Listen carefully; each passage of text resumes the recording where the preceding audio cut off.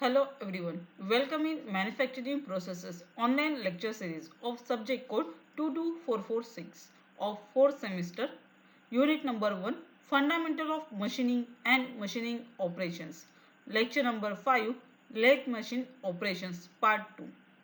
Lecture number 5, prepared by Mrs. Amruta Mundale, lecturer in Mechanical Engineering Department, NIT Polytechnic, Nagpur. Department of Mechanical Engineering has following vision and mission. You just read vision and mission of our department by pausing the video. Content of this lecture as lathe machine operations like facing, turning, taper turning, learning outcomes. After completion of this lecture, you are able to use different operations to produce a job on lathe machine. Program outcomes will be mapped by this table given below as PO1 to PO7 and PSO1 to PSO.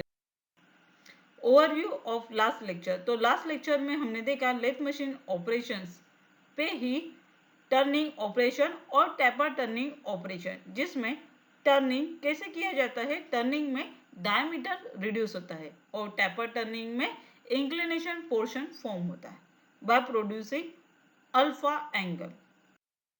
आइए देखते हैं facing. तो facing क्या है, ये हमारा lathe machine operation perform हो रहा है, ठीक है। तो इस लेथ मशीन परफॉर्मेंस पे चक रहेगा, ये हमारा वर्कपीस है और ये हमारा टूल है। जब हम इसका डायमीटर से कम करते हैं that is called as a turning operation, और जब हम इसकी लेंथ कम करते हैं, जब हम फिट प्रोवाइड करेंगे, टूल का मूवमेंट करेंगे यहाँ से अंदर तक, और इससे हमारा क्या होगा, इसकी लेंथ कम होगी, डायमीटर कम नहीं होगा, तब यह ऑपरेशन होता है फेसिंग। यानी जो हमारा सर्कुलर रॉड है ऑपरेशन परफॉर्म करने का वर्क पीस, जिसकी लेंथ हमें रिड्यूस करना है, उसके लिए हम क्या करेंगे, उसके फेस से, सर्कुलर फेस से मटेरियल को रिमूव करेंगे, that is called as a facing operation. It is an operation of reducing the length of workpiece by feeding the perpendicular to the lathe axis. तो जब हम टूल को perpendicular से move करेंगे, यानी वर्कपीस और हमारा टूल ये परपेंडिकुलर रहेगा और लेंथ ऑफ ऑब्जेक्ट रिड्यूस होगी, that is called as a facing operation. This operation of reducing a flat surface on the end of the workpiece. तो ये क्या होता है, ऑपरेशन फ्लैट सरफेस को रिमूव करने के लिए यूज करते हैं। For this operation regular turning tool और फेसिंग टूल में यूज, यानी टर्निंग ऑपरेशन परफॉर्म करने के लिए जो टूल यूज करेंगे, वही टूल से ये फेसिंग ऑपरेशन भी परफॉर्म हो जाएगा। The cutting edge of the tool should set to the same height as the centre of the workpiece. तो आपका टूल और ये फेस दोनों सेम हाइट पे होना चाहिए। Facing consist of two operation, roughing and finishing. तो जब here the depth of cut is 1.3 mm, 1.3 mm के उसके पास नियर बाय अगर हम डेप्थ ऑफ कट देते हैं, that is a roughing process.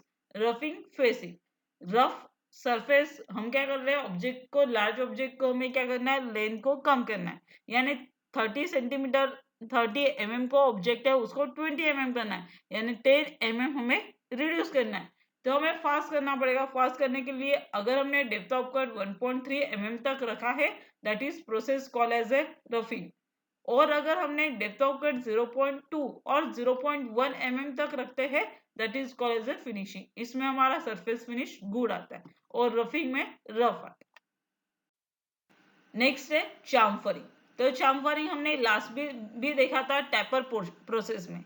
अगर जब हम फॉर्म टूल यूज करते हैं, फॉर्म एक डिफाइंड रहेगा जिसका एंगल जो रहेगा, फॉर्म टूल में जो इंक्लिनेशन बना रहेगा, वही इंक्लिनेशन क्या होगा, हमारे वर्कपीस पे आएगा at the end of object, that is called as a chamfering. Chamfering हम क्या करते हैं, इंक्लिनेशन प्रोवाइड करते हैं। इस इंक्लिनेशन से क्या होता है, जो शार्प कॉर्नर्स रहती है, जिससे इंजुरी होने वाली रहती है या इफेक्ट होगा, ठीक है, और उसको हैंडल करना भी डिफिकल्ट है, ऐसे सरफेसेस को हम चाम्फरिंग प्रोवाइड करते हैं। आइए देखते हैं चाम्फरिंग के बारे में। It is the operation of getting a bevelled surface at the edge of a cylindrical workpiece. जब हम एंड पे ऐसे कर्व फॉर्म प्रोड्यूस करेंगे, that is called as a bevel surface, that is called as a chamfering. This operation is done in case of bolt ends and shaft ends. तो ये operation कब perform करते हैं, जब bolt का and हो या शाफ्ट का एंड हो. Chamfering helps to avoid damage to the sharp edges and protect the operation getting hurt during other operations. तो जैसे कि हमने पहले ही डिस्कस किया कि शार्प एजेस से जो इंजुरी और डैमेजेस होते हैं उसको रिमूव करने का काम ये चाम्फरिंग करता है. इसलिए जो शार्प कॉर्नर्स होते हैं उसको हम चाम्फरिंग के थ्रू रिमूव करते हैं. Chamfering on bolt help to screw the nut easily. Chamfering के वजह से बोल्ट को हेल्प होती है जो स्क्रू उसके अंदर जाने वाला. नेक्स्ट है नर्लिंग. नर्लिंग ऑपरेशन परफॉर्म करने के लिए स्पेसिफिकली नर्लिंग टूल होता है.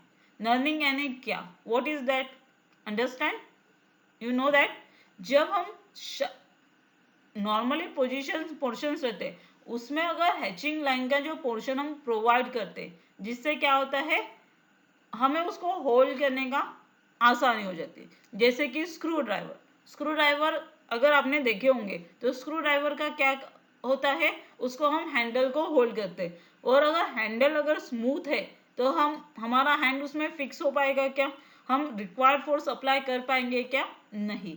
तो ऐसे स्क्रू ड्राइवर यानी जिसका भी हमें हैंड को होल्ड करना है उसको हम क्या करते हैं, रफ सरफेस प्रोवाइड करते हैं. और ये रफ सरफेस मीन्स क्या होता है, नर्लिंग ऑपरेशन.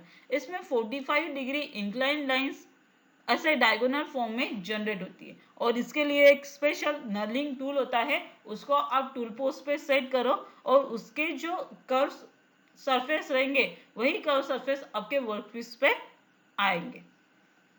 आइए देखते हैं. It is an operation of obtaining A diamond shape on the workpiece for the gripping purpose. Gripping यानी होल्ड करने के पर्पस से अपने हाथ में होल्ड करने का काम जो करेगा उस इंस्ट्रूमेंट पे ये नर्लिंग ऑपरेशन परफॉर्म किया जाता है. This is done to provide a better gripping surface when operated by hands. It is done using knurling tool. The tool consists of a set of hardened steel roller and it is held rigidly on the tool post. तो इसमें एक rollers होता है, roller में वो fit होता है तो वो सर्कुलर ऑब्जेक्ट के साथ जैसे फिट करते हैं तो रोलर रोटेट होना स्टार्ट होता है और अपना जो उसमें जो बना हुआ पैटर्न रहेगा वो पैटर्न क्या करेगा, वो वर्क पीस पे बनाने का काम करेगा. That is called as the knurling operation. Knurling is done at the lowest speed available on a lathe. तो knurling करते हुए हमारे लेथ मशीन की क्या होनी चाहिए, कम से कम स्पीड होनी चाहिए. That is a typical diagram of knurling operation performance. It is done on the handles and also in case of ends of gauges. The feed varies from 1 to 2 mm per revolution. 2 or 3 cuts may be necessary to give the full impression. तो ये जो knurling operation है ये क्या है, सिर्फ diamond shape के जो एलिमेंट्स यानी डायमंड जो हमारा नॉर्मल सरफेस है उसमें एक particular curvature form diamond shape का ग्रिप लाइक स्ट्रक्चर बनाने के लिए ये यूज होता है. Thread cutting, it is very important topic, very important operation in lathe machine. तो थ्रेड कटिंग क्या है, आपने नट बोल्ट देखा है जिसमें थ्रेड्स होती है. थ्रेड्स क्या होती है, एक ऑब्जेक्ट को सेम थ्रेड के ऑब्जेक्ट्स में इंसर्ट करने का काम ये थ्रेड करता है. तो इस ऑपरेशन को परफॉर्म करने के लिए हम लेथ मशीन पे थ्रेड कटिंग का ऑपरेशन परफॉर्म कर सकते हैं. तो थ्रेड कटिंग कैसे करते हैं, तो ये आपका स्पिंडल गियर है, ये आपका वर्कपीस है, वर्कपीस में ये आपका टूल टेल स्टॉक है जिसको सपोर्ट में रखा है और साथ में ये हमारा टूल पोस्ट और टूल है. ठीक है, और ये टूल पोस्ट जो है वो क्या करेगा, लीड स्क्रू के मूवमेंट से स्लाइड करेगा कैरेज के ऊपर. तो लीड स्क्रू में जितने थ्रेड्स रहेंगे, जैसे थ्रेड की डायरेक्शन रहेगी वैसे ही थ्रेड की डायरेक्शन हमारे थ्रेडिंग ऑपरेशन के वर्क पीस पे बनेगी. That is called as a thread cutting. It is an important operation in the lathe to obtain the continuous helical grooves or thread. तो ये जो थ्रेड्स है जो नट में होती है, बोल्ट में होती है, वही थ्रेड्स हमें यहाँ पे प्रोड्यूस करनी है। तो ये जो है एक्सटर्नल थ्रेड है, एक्सटर्नल थ्रेड यानी बोल्ट में जो रहती है थ्रेड, वो वाली थ्रेड। और ये कैसे बनती है? With the help of lead screw of lathe machine. When the threads or helical grooves are formed on the out surface of the workpiece is called external thread cutting. When the threads or helical grooves are formed on the inner surface of the workpiece is called as the internal thread cutting. The workpiece is rotating between the two centers. कौन सा centre? ये एक centre है head stock का centre और tell stock का centre, इसके बीच में वर्कपीस रोटेट करेगा. The workpiece is rotating between the two centers, that is live center and dead center of the lathe. Here the tool is moved longitudinally to obtain the required type of thread. तो जो tool रहेगा उसकी movement क्या रहेगी? Longitudinal रहेगी. ठीक है. When the tool is moved from right to left, we get the left hand thread. जब टूल राइट टू लेफ्ट में मूव करेगा तो हमें लेफ्ट हैंड थ्रेड मिलेगी. सिमिलरली when जब हमारा tool left to right move करेगा तो हमें राइट हैंड थ्रेड मिलेगी. Similarly, when the tool is moved from left to right, we get the right hand thread. Then opposite, जैसे tool movement करेगा तो हमारे जो थ्रेड रहेगी सक्सेसिव इंक्रीज होने वाली वो नेक्स्ट डायरेक्शन से फॉर्म होगी. Here the motion of the carriage is provided by the lead screw. जैसे कि हमने डायग्राम को देख के बोला था कि जो लीड स्क्रू के हेल्प से ही हमें थ्रेड फॉर्म मिलेगी जो कैरेज पे है. A pair of change gear drives the lead screw and by rotating the handle, the depth of cut can be controlled. Filling and polishing operation. आइए देखते हैं what is filling. It is the finishing operation performed after turning. तो क्या है? Filling is the finishing operation और ये turning operation perform होने के बाद करते हैं. This is done on a lathe to remove burnt sharp corners and feed marks on a workpiece and also to bring it to size by removing the very small amount of metal. तो sharp corners, impression marks, जैसे कि हमने चक में workpiece को tight fit किया तो उसका mark रहेगा. ठीक है. ये जो भी हमारे लेथ मशीन से मटेरियल रिमूव हुआ उसके भी मार्क्स रहेंगे. तो इसको रिमूव करने का काम यानी 0.1 mm का जो हम फीडिंग देंगे सरफेस फिनिशिंग के लिए, that's operation is called as a filing operation. The operation consists of passing a flat single cut file over the workpiece while removes at a high speed. The speed is usually twice that of turning. तो ये जो speed रहेगी ये turning operation से double रहेगी, but depth of cut is very and very minute. Next is a polishing operation. देखते हैं polishing क्या है. This operation is performed after filling to improve the surface quality of the workpiece. Turning के बाद हमें क्या करना है? सरफेसिंग के लिए फिलिंग ऑपरेशन परफॉर्म करना है और फिलिंग के बाद पॉलिशिंग ऑपरेशन परफॉर्म करना है. क्यों परफॉर्म करना है? फॉर सरफेस क्वालिटी, यानी सरफेस हमें रफ नहीं चाहिए. क्या चाहिए? स्मूथ सरफेस प्रोड्यूस करने के लिए हम पॉलिशिंग ऑपरेशन करते हैं after filing. Polishing with successively thinner grades of emery cloth after filling results in very smooth, bright surface. The lathe is run at high speed from 1500 to 1800 meter per minute and oil is used on the emery cloth.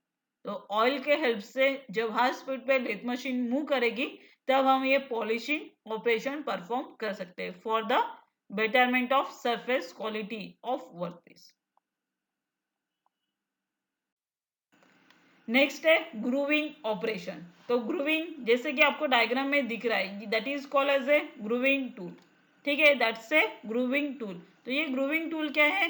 तो आपका जो portion है उसमें बीच में ही एक diameter है.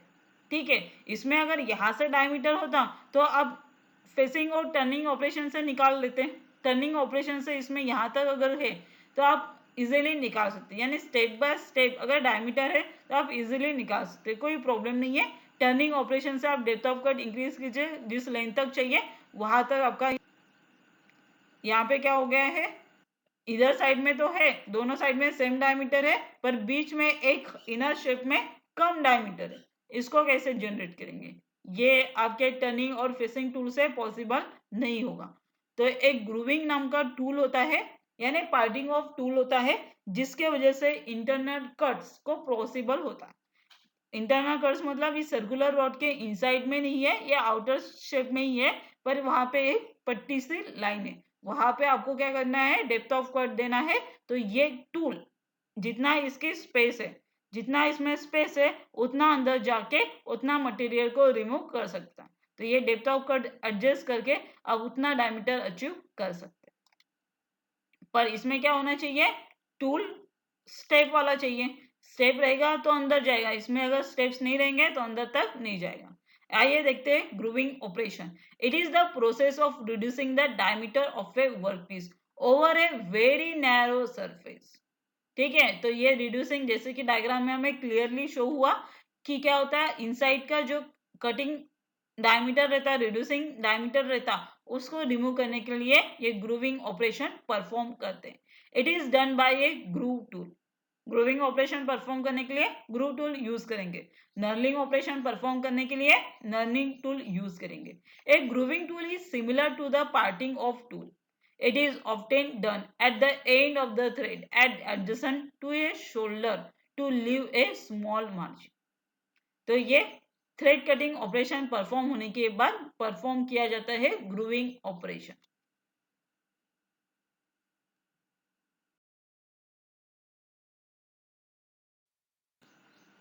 Now the time is to discuss unit outcomes achieved by this lecture as use different operations to produce a job on lathe machine.